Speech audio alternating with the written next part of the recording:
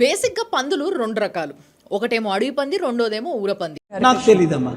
అడవి పంది అంటే మన అందరికి తెలుసు, అది బలానికి గుర్తు. వరాహమూర్తి అని చెప్పి చాలా మంది పూజిస్తుంటారు పందికేం తెలుసు, పాండ్స్ పౌడర్ వాసన. రెండోది ఊర పంది. దీన్నేమో తిట్టడానికే వాడతారు జనాలు. అలాగే ఏజ్ లో అన్ని తెలుసు అనిపిస్తుంది, తెలవదు అనిపిస్తుంది. ఎందుకంటే ఇది మొత్తం డ్రైనేజ్ లో పడి అటు ఇటు బొర్రుతుంటది, పెంట తింటది.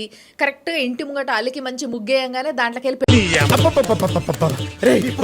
చెప్పరా ఎవండి మీఠా గారు, మీరు ఆ బూతులు పంచకు ఆపండి. పెంట చల్లుకుంటా పోతుంటది. ఇలాంటి పనులన్నీ చేస్తుంటది అనమాట. ఇలాంటి ఊర పందుల మంద గురించి మనం ఇప్పుడు మాట్లాడబోతున్నాం అయన్నొద్దు, పాయింట్కి రా అనమాట. ఇగో ఇదే ఆ పందుల మంద. అగో వీళ్ళని పట్టుకొని నువ్వు పందులు అంటావా అని అంటే బరాబర్ అంట.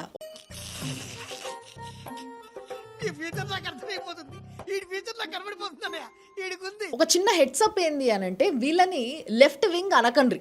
లెఫ్ట్ భావజాలం అసలు వీళ్ళకు ఉన్నది కానే కాదు. ఇలాంటి జోకులు చాలా కాలం అయిందిరా బాబు. లెఫ్ట్ వింగ్, లెఫ్ట్ భావజాలం అంటే చైనా వాళ్ళది. వాళ్ళు దేశం అంటే కోసుకుంటారు. ఎవరన్నా చైనానేమన్నా అంటే సంపి బొంద పెడతారు. ఇలా ఉన్నా పెట్టరా నువ్వు. वीडियोस बनाने हैं, फिल्मोरा है ना।